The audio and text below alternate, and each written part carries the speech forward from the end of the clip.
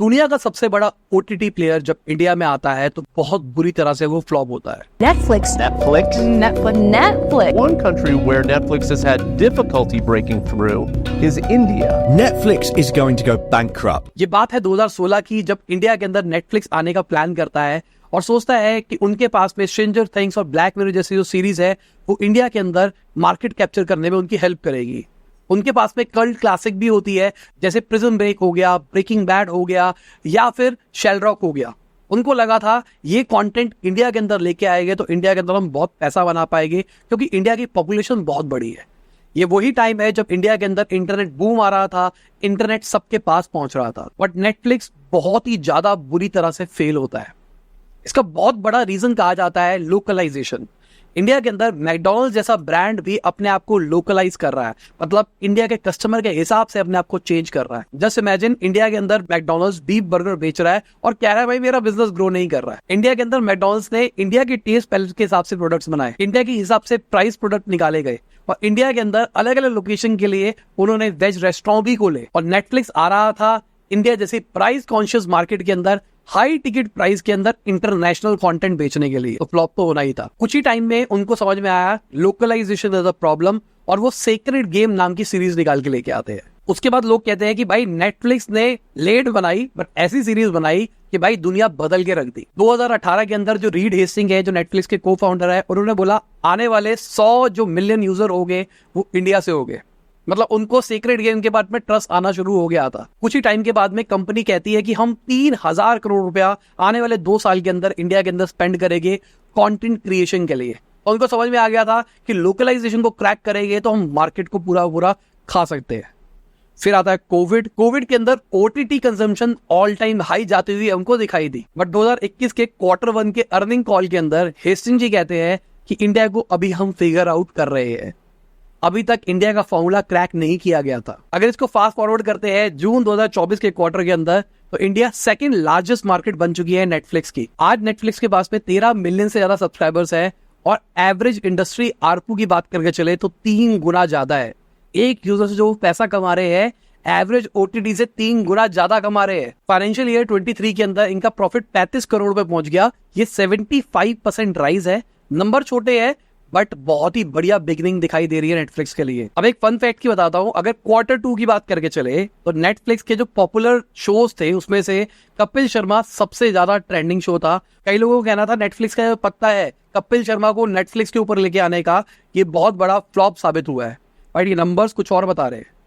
Example के लिए ये जो नंबर्स है, अगर मैं ओवरऑल OTT से कंपेयर करके चलूं तो नंबर 1 पे रहा IPL, उसके बाद वर्ल्ड कप और पंचायत से नीचे ही हमको कपिल शर्मा शो दिखाई दे रहा है और लास्ट में आ रहा है स्प्लिट फिला। पता नहीं कौन देख रहा है बट नंबर्स दिखा रहे हैं कि लोग देख रहे हैं। अब इनकी सक्सेस के सबसे बड़े रीजन समझने की कोशिश करते हैं कि इंडियन मार्केट को किस तरीके से ये टैप इन कर पाए हैं और आप भी इनसे बहुत सारी लर्निंग्स ले सकते हैं। सबसे पहली चीज, इन्होंने इंडिया को समझा as a price conscious market. India में आप बहुत एक्सपेंसिव प्रोडक्ट आराम से नहीं बेच सकते हैं, तो इन्होंने मोबाइल ओनली प्लान निकाला 199 रुपीज का। नेटफ्लिक्स की जो बहुत बड़ा चंक ऑफ ऑडियंस है ना, वो वर्किंग पॉपुलेशन है, तो उन लोगों के पास घर पे आके देखने का टाइम नहीं है। वो लंच ब्रेक में देखते हैं, वो ट्रेवल के टाइम पे देखना पसंद करते हैं, तो इसलिए उनका ये वाला प्लान बहुत सक्सेसफुल रहा। दूसरा, लोकलाइजेशन। इंडिया के लिए स्पेशलाइज कंटेंट बनाया गया। सीक्रेट गेम की सक्सेस के बाद में लव स्टोरीज बनाया गया, शी बनाया गया और भी बहुत सारे इन्होंने अपने ओरिजिनल प्रोग्राम्स बनाए। साथ में जो पॉपुलर सीरीज आ रही थी उसको हिंदी में डब करना शुरू कर दिया, जैसे मनी हाइस्ट की बात करके चले, जैसे स्क्विड गेम की बात करके चले। अब ईमानदारी से कमेंट सेक्शन के अंदर बताना कि आप लोगों ने मनी हाइस्ट और स्क्विड गेम अगर देखा है तो क्या हिंदी के अंदर देखा है या फिर इंग्लिश के अंदर देखा है, कमेंट बिलो। तीसरी एक बहुत बड़ी स्ट्रैटेजी जो कि मुझे लगता है उन्होंने शायद करी है, वो है मीम मार्केटिंग। अगर हम बेला चाओ की बात करके चले तो मनी हाइस्ट की सक्सेस का बहुत बड़ा रीजन था बेला चाओ। बहुत सारे लोगों ने इंस्टाग्राम वगैरह पे रील्स बनाई, मीम्स बनाए गए, जिसके चक्कर में कहीं ना कहीं हाइप क्रिएट हुआ। लोगों ने कंटेंट देखा, कंटेंट अच्छा था, उनकी लैंग्वेज में था, तो कंज्यूम करना शुरू कर दिया। अब यहाँ पे मैं आपको ये स्ट्रैटेजी बताता हूँ किस तरीके से काम करती है। एक तरीका है कि आप प्लेटफॉर्म के साथ में कोलैबोरेट कर लो, उनको कहो कि आप कुछ कंपटीशन निकाल दो कि अगर वो हमारी ऑडियो का यूज करते हैं तो उनको कुछ विनर कुछ मिलेगा, ऐसा होगा वैसा होगा। तो ऐसे बहुत सारे माइक्रो वीडियो प्लेटफॉर्म्स हैं जो कि आपको कोई ट्रेंड को फॉलो करने के लिए कहते हैं, तो बेसिकली कंपनी और उस ब्रांड का कोलैबोरेशन होता है ताकि उस ट्रेंड को बढ़ाया जा सके। दूसरा तरीका क्या होता है, आप क्या करते हो, आप टॉप ऑफ द लीग, जैसे कि मान के लो आपकी कोई भी कैटेगरी है, उसके टॉप के 2 या 3 क्रिएटर्स को पैसा दे दिया और उनको कहा आप हमारे ऊपर कंटेंट बना दो। उसके बाद जो उनसे नीचे वाले लोग आते हैं उनमें से भी 5-6 लोगों से बनवा लिया। उसके बाद में नीचे सबसे नीचे वाले लोगों से भी 50-100 लोगों से बनवा दिया। तो ऐसा आर्टिफिशियल लोगों को लगता है कि ट्रेंड बन रहा है, सबके सब इसके अराउंड बना रहे हैं, तो बाकी लोग ऑटोमेटिकली बनाना शुरू कर देते हैं। मीम्स का भी इसी तरीके से चलता है। जो टॉप मीम प्लेयर्स होते हैं उनको पैसा दिया जाता है मीम्स बनाने के लिए, सब वालों को थोड़ा सा दिया जाता है, और जो बहुत छोटे प्लेयर्स होते हैं वैसे बहुत सारे लोग लाए जाते हैं। उसके बाद में अपने आप चीजें ट्रेंड होनी शुरू हो जाती है। तो यहाँ पे मैं ये नहीं कह रहा कि नेटफ्लिक्स वालों ने ये किया होगा, बट मुझे शक है कि शायद उन्होंने ऐसा किया होगा। अगली एक बहुत बड़ी चीज, उन्होंने जो टेलीकॉम वाले हैं उनके साथ में स्ट्रेटेजिक पार्टनरशिप करनी शुरू कर दी है। आज हम देखते हैं कि इतना रुपए का रिचार्ज करा लो साल का, उसके साथ में आपको ये वाला OTT फ्री मिलेगा, ये वाला मिलेगा। अभी हम देख रहे हैं नेटफ्लिक्स भी बहुत सारे रिचार्जों के साथ मिलने लग गया है। स्टार्ट हुआ था ये पोस्ट पेड वालों के साथ में, अब हम प्रीपेड वालों के साथ में भी देख रहे हैं। साथ में अगर आप वाईफाई लगाते हो तो वाईफाई के अंदर भी हम नेटफ्लिक्स प्लान आने लग गए हैं। जब किसी इंसान को थोड़ा सा एक्स्ट्रा पैसा देके कोई चीज बंडल में मिलती है ना, तो बंदा आराम से ले लेता है। इनकी रीसेंट ग्रोथ का एक रीजन मैं कहूंगा कि इन्होंने जो पासवर्ड क्रैकडाउन किया है, जो पासवर्ड शेयरिंग को रोका गया है, वो भी एक बहुत बड़ा रीजन है जिस चक्कर में लोग फोर्स हो गए हैं। पहले लोग एक आईडी लेते थे, सब चलाते थे, सारे दोस्त चलाते थे। अब क्या हो रहा है, अब सबको आदत पड़ी हुई थी पहले से, अब उनको लेना पड़ रहा है। एक चीज नेटफ्लिक्स के साथ में हमेशा से अच्छी थी, उनकी टेक्नोलॉजी। उनकी जो स्ट्रीमिंग होती है ना, वो एडेप्टिव स्ट्रीमिंग होती है। आपने नोटिस किया होगा, अगर इंटरनेट कनेक्शन उतना अच्छा भी नहीं होता तो भी आराम से वीडियोस चल रही होती है। आपने ये भी नोटिस किया होगा, आप अच्छी क्वालिटी में वीडियो देख रहे होते हो, बट डेटा कंज्यूम उस लेवल पे नहीं होता जितना बाकी प्लेयर्स के ऊपर होता है।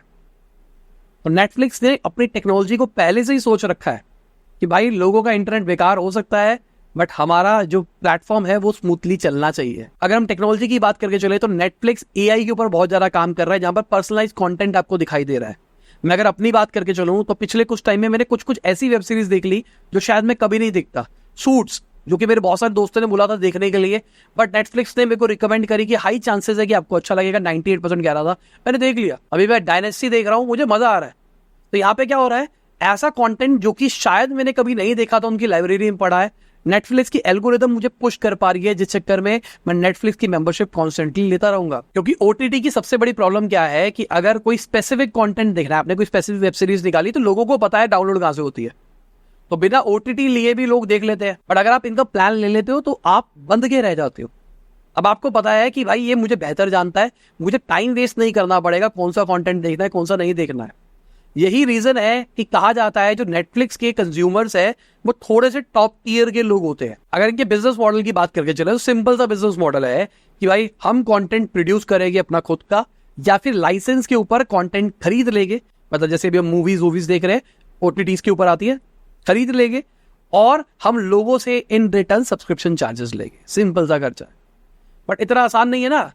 आपको चाहिए कि लोग मंथली रिकर करें, ये ना हो कि एक टाइम देखे और चले जाए। आज के टाइम पे जो नेटफ्लिक्स मूवीज खरीद रहा है वो सस्ती नहीं खरीद रहा है, बहुत महंगी खरीद रहा है। अगर आपने उतने महंगे राइट्स खरीद लिए है मूवी के अपने प्लेटफॉर्म पे दिखाने के लिए, तो यूजर्स होने चाहिए जो आपको पे भी कर सके उस लेवल का। अगर आप चाहते हो इंडियन यूजर्स से पैसा लेना, तो आपको कॉन्स्टेंटली उनके मतलब का कंटेंट बनाते रहना पड़ेगा। और यहाँ पर अगर सारा कंटेंट ही लोकलाइज बनाने लग जाओगे तो आपका जो बैलेंस शीट है वो बहुत खराब होती हुई दिखाई देगी। आपको बहुत ज्यादा खर्चे करने पड़ेंगे, क्योंकि आप चाहोगे कि इंडिया के अंदर हर वीक के अंदर 5-5 पीसेस ऑफ कंटेंट में डिलीवर करूं। तो यहाँ पे हाइब्रिड मॉडल यूज करते हैं OTT प्लेयर, कि जहां पर आपको रीजनल कंटेंट भी मिलता है और इंटरनेशनल कंटेंट भी मिलता है।